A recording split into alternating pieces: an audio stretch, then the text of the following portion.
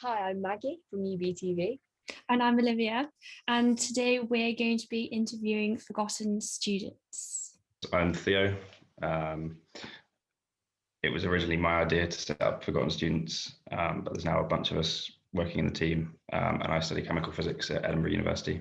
I'm Rhiannon. I'm kind of in charge of like the IGTV and film aspect that we're working on at the moment. I'm Charlie, and I'm working on like all the social media campaigns, just trying to make kind of our campaign appeal to a wider audience. So, starting with Theo, what have your experiences been like personally during the pandemic? So I'm at Edinburgh. I haven't had any in-person teaching whatsoever since before the first lockdown last year. I haven't been allowed on campus in almost a year now, which isn't great. I was promised hybrid teaching from September onwards for this academic year, but as soon as I went to university, the rules changed, and that wasn't feasible at all. Been stuck in halls. I'm back at home now after Christmas, but I was in halls before Christmas. And the rules in Scotland have been pretty severe in terms of since basically Freshers Week. Well, since Freshers Week, you could only, the best they've been is you could meet one other person indoors. So the whole university experience has been a little bit hindered this year, I think it's fair to say, especially for me. And I found it pretty difficult to engage with online uni. It's not for me. I learned by discussing and talking with people in real life, not Zoom calls and videos that I fall asleep watching because they're so dull. Well, I study filmmaking, so our course is largely to do with group work, and we normally work in like no little than groups of like 5. So as soon as lockdown and stuff happened, I went home in March last year and haven't had a lecture in person since.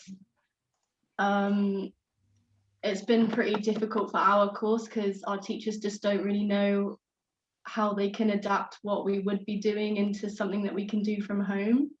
The first time we were told to make like a lockdown film, but obviously some people have a lot of quite high-tech equipment, and then there are others who only have their phone, and some people who don't have a camera at all.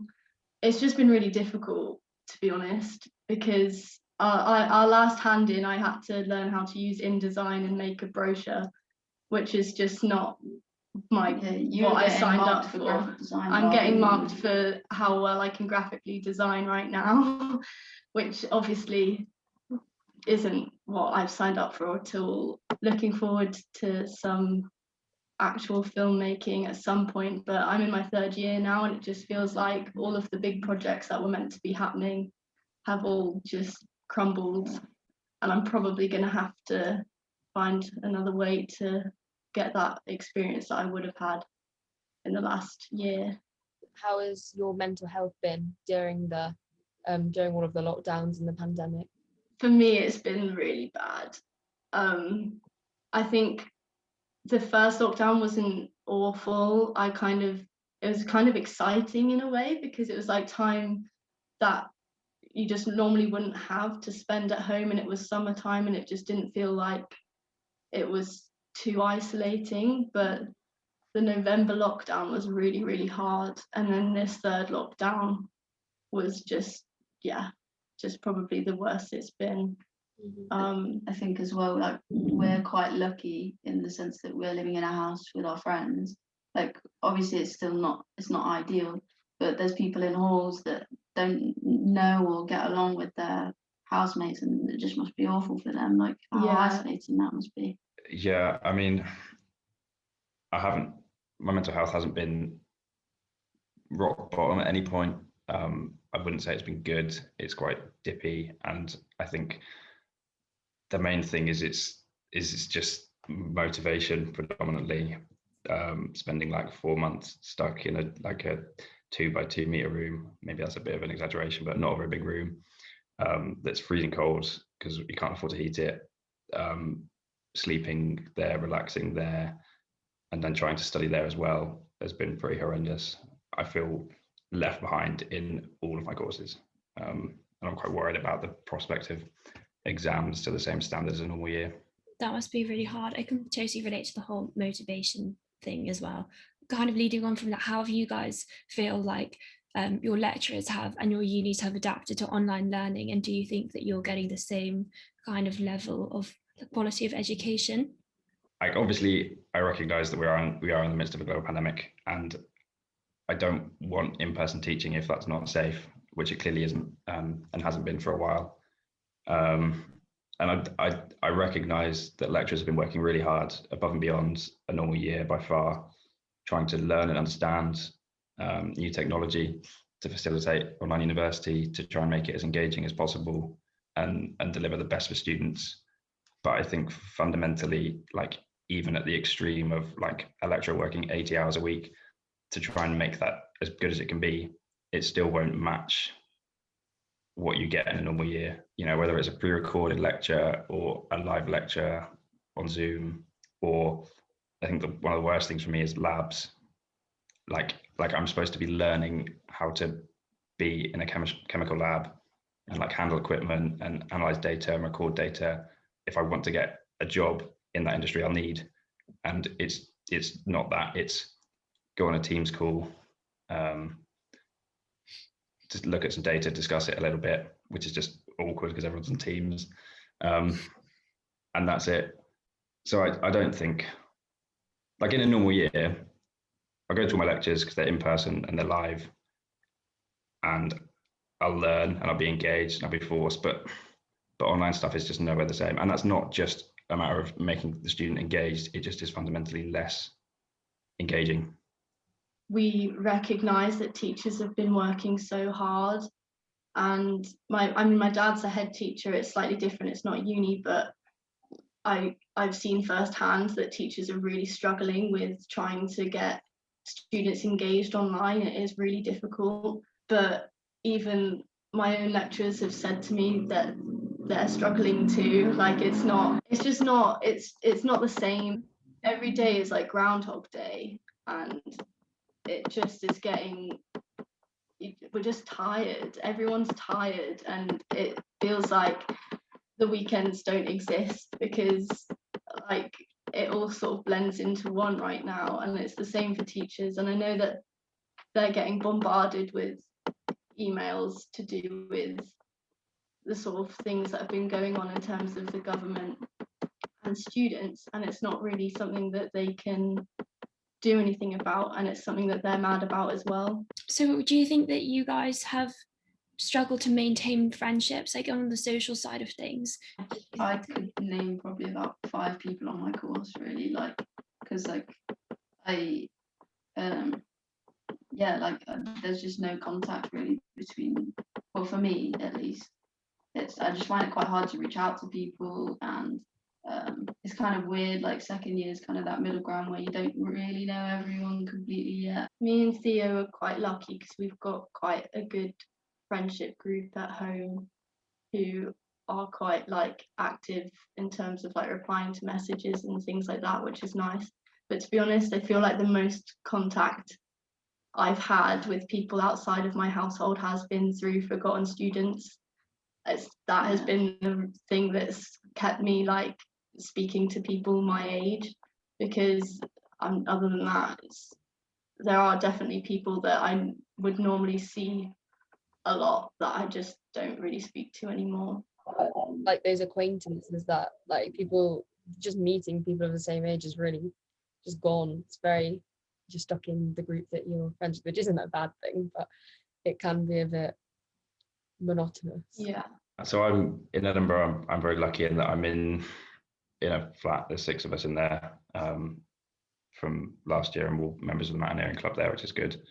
So we've all got common interests. Obviously, we can't go to the mountains, but we've all got common interests, and we all get on really well. And it's a nice, like, homely flat to live in. But like my relationships with people outside of my own accommodation are limited to like a messenger conversation every 2 weeks at the most. Like all of my course mates who I saw regularly in my first year, I've barely spoken to at all this year, which is, I mean, it's sad socially. And also, like, I remember in our first year, we'd always help each other to like manage coursework, and like not understanding something, it's great to like discuss stuff with them, and that just hasn't been viable. I don't know how many like extracurricular and societies that you guys are part of, but do you guys think that your university experience on extracurricular side of things has been impeded, or do you think that you've managed to still reach out and do stuff over online?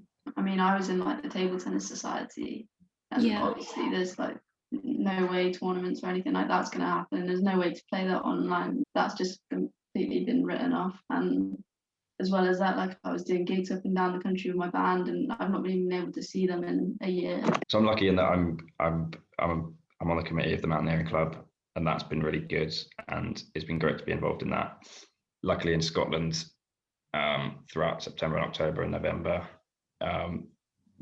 you were allowed to organise outdoor sport and training facilities, activities. But personally, there was a lot of clubs and societies that I wanted to join this year. I think sports clubs could, at the beginning, do something and then nothing, and it all went online. Whereas societies, like, have just been hit dismally. It was impossible to have any in-person meetings at all this year for any of them. Like you guys have mentioned that you struggled in loads of different aspects, but what area do you think that you've suffered in the most during your university experience in lockdown? I think for me, it's the thing that worries me the most is like, am I going to get a degree? And like, I've got, if it was a normal year.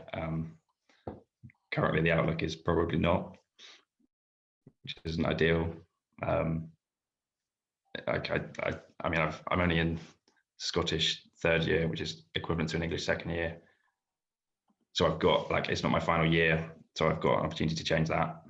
But I am just quite worried about exams generally, and the whole online aspect of university is, this has been horrendous, to be honest. I'm the same as Theo, really, in the fact that just, especially as a third year, I'm just really worried about the fact that I've got like 1.5 years of experience from a 3-year course, and first year it was just kind of an introduction, and for my second year to get cut short for this big film that we were working on, it didn't even get past the first shoot day, and for me to just come home, have to make a film over Zoom, I don't feel confident in my abilities, and that's something that I wanted university to change, and I don't think I've had enough experience for myself to feel like when I leave uni I can just set up a website and put what I've done on it, because I don't have anything. I'm just kind of holding out for the final project that we should be able to make around April time, should unis be allowed to have some sort of in-person teaching. But if it doesn't, then I'm leaving third year without anything, which just sucks. Do you feel anxious as though you're seeming less desirable to employers because of online learning? Definitely. Yeah, definitely. Less of a portfolio, no access to studios, so we can't create things that previous years have had access to. Yeah, there's cameras that I should have learned how to use, I've not been able to software touch. as well. Software, just all the training that I would normally have had by now that I just haven't. And as much as like they're trying to help us with our lectures online, there's no way that they can give us that. They just can't, and there's no way for them to come up with an alternative that's as good as what it would have been. What do you think of the attitude of the university's minister, Michelle Donnellan, about the plight of students? In the sense of the campaign, we don't want to be too political. We want to be an accessible campaign that anyone of any ideology can get behind, like even if they don't have one. What we're doing is highlighting the injustice that students have faced the last year. That's our main goal. But with regards to the government response, if there's ever anything, it's never enough. So I think £276 million, which sounds like a lot of money for hardship funding for students in accommodation. You do a bit of maths on that, comes out to about £116 per student in the UK. If there's 2.38 million students, and the average student rent in the UK is £126 a week. So the government have mismanaged the pandemic into the point where we're stuck at home not paying. Like, either you're stuck at home and can't go to university accommodation, or you're stuck at your university accommodation when you don't want to be there and you want to go home. Like, either way is just as bad. And they're saying, oh look, like, we're offering some money. It doesn't go to all students, it's just for those in the most financial difficulty, which is right, of course, but it averages out to not even being a week's worth of rent. There's been a number of petitions, like with over 500,000 signatures, saying like, we want to reduce tuition fees to £3,000. We want to reduce tuition fees to match the education services that students receive, which is what our campaign is asking for. I think it's quite a reasonable thing to pay what we're getting for what we're getting. Fundamentally, if universities lowered their fees for this year to the price that reflects what students actually get in terms of education, experience, and services like libraries and labs and like all of that stuff that you are paying for and expect when you go to university, and the government don't help the higher education sector, that would be the end of the higher education sector. Like, we've seen billions go on furlough schemes and supporting businesses with loans throughout this pandemic, which is like obviously essential. Students are essentially just being used as a cash cow. And the other thing there is that a lot of students don't really have access to the furlough scheme, or are really struggling to even get a job in the first place. There's so many students that are really struggling to pay their rent right now, can't get a job because there's no accessible jobs for them. Paying rent for their homes that they can't even live in as well a lot of the time. Yeah, and people who have to pay to be at home and pay for the house they're not living in. So what would you like the government to do, ideally? So we're calling on the government to support the higher education sector, just as it has supported every other sector throughout this pandemic, to a level where universities don't go bust. We don't want that, but also that students pay for what they're getting. I think it's quite a reasonable thing to ask. We as students, like the youngest generation about to enter the workforce, are about to start, if we can get a job, which is fingers crossed, we're going to be paying this pandemic off for years to come. And yet we've also are bearing the burden of supporting a whole sector of the UK economy that educates 2.4 million people through that. The annoying thing about our argument is it's not some radical ideological thing. It's just fairness and justice. Like, this is a scandal. We're paying for a service that we're not getting, fundamentally. Yeah, and I think also in that support we need like better mental health services. Mental health needs to be more in the forefront. Like, definitely. We just need to kind of be respected as students, not scapegoated. Like, we're not the problem. Like, that, like, we've not been going to like house parties like it's been portrayed in the media. We're just like sitting at home doing what we've been told to do. Yeah, it's got such a bad reputation. And one other thing I would say is, aside from the fee thing, because it's different and we want to encompass all students, whether they're international students paying directly out of their own pocket, or English students in the student loan system, or EU students or Scottish students, or anyone studying in the UK at any type of institution in the higher education sector, paying a different amount of fee. But there's so many more issues that have arisen through this pandemic and the failings of governments and universities. I think it's pretty reasonable for students to have academic concessions. You shouldn't have to prove that living through a pandemic has affected your studying. I think the government should step in, or at least the higher education sector as a whole should try and agree on some fair concessions for all students, so that everyone at every institution faces the same examinations. And of course, the mental health support and students having more of a say in how everything is run is incredibly important. Yeah. If we've learned anything. Yeah. But it seems like the interests of private landlords just completely seem to outweigh those of students. I mean, students are just like, I think they just seem like this most hated group in the country, something that the Tories just dislike, and they're just not ever going to care about, and just being like, oh, we're going to let that one slide. Yeah. There was that figure that came out, I think it was yesterday, that £1 billion has been wasted on rent for students at like properties that they weren't in. Oh my gosh. Which is just horrendous. Yeah. Like, it's not money that we have, it's our debt at the end of the day. Yeah. And there's this crazy attitude that like, oh, you get a loan, that's what it pays for. I'm just like, well, we still have to pay off the loan. We're asking for support for people in, like, if you're in university accommodation, your rent should be frozen. Like, it's a pandemic, you haven't got any income. you're stuck at home or you're stuck at accommodation. Like you're isolated either way, and you're not where you want to be, and you're paying for something that you're not getting. People shouldn't have been sent to university accommodation this year if they didn't know what was going to happen. Shouldn't be locked up in halls. Like the mental health implications of that are horrendous to think about. It's fun. We're just asking to be refunded for what we're not getting, essentially. Like imagine in Scotland, you can break your lease early if you're in private accommodation. But say there's 6 of you in a student flat, and 2 of you are there over Christmas, and the other 4 went home, and the 2 that are there can't travel at the moment, or they don't have another place to go to. You can't break your lease unless you all agree as a 6 to break your lease. So you're going to have these 4 students at home who can't go to university, paying for their private accommodation because the other 2 in the flat like physically cannot leave, which is pretty unjust if you ask me, especially with international students. And also you've got, I think in Scotland it's slightly easier to break your lease early. I'm not quite sure what the case in England is, but I think it's definitely worse than that. There's no compensation. If you haven't been to university this year and won't go to university this year, you should not have paid for accommodation at university this year. Like you should have had the choice. If your teaching is all online, like why can't you just decide, actually I was going to make the decision to stay at home this year? And that isn't an option for students. And it should have been. And universities were warned by the University and Colleges Union that universities could be the beginning of the second wave. Yeah. So that was back in August. Yeah.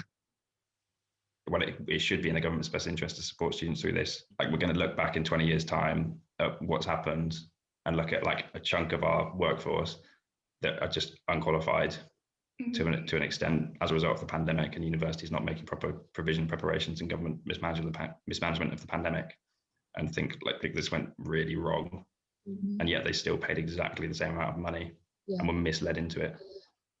How much progress have you made so far as a campaign? We're pretty early days. It's less than a month since we put up our first post, but we've got a lot of support so far. Overall on our social media, we've got over 15,000 likes, I think. Garnered a lot of attention on Instagram. Yeah, I think we've reached about 56,000 people. Wow. Just on that one platform. It's really interesting to see people's responses in our Google form. Yeah. That's how you can kind of tell that people are engaging with it more than just a like on Instagram, because we're hearing from like hundreds of people throughout the UK, international students. Yeah, and everyone just is feeling the same, like no matter what their backgrounds are or their current circumstances, we all just agree that what we're asking for isn't far-fetched at all. Yeah, thank you so much. It's been really great to talk to you.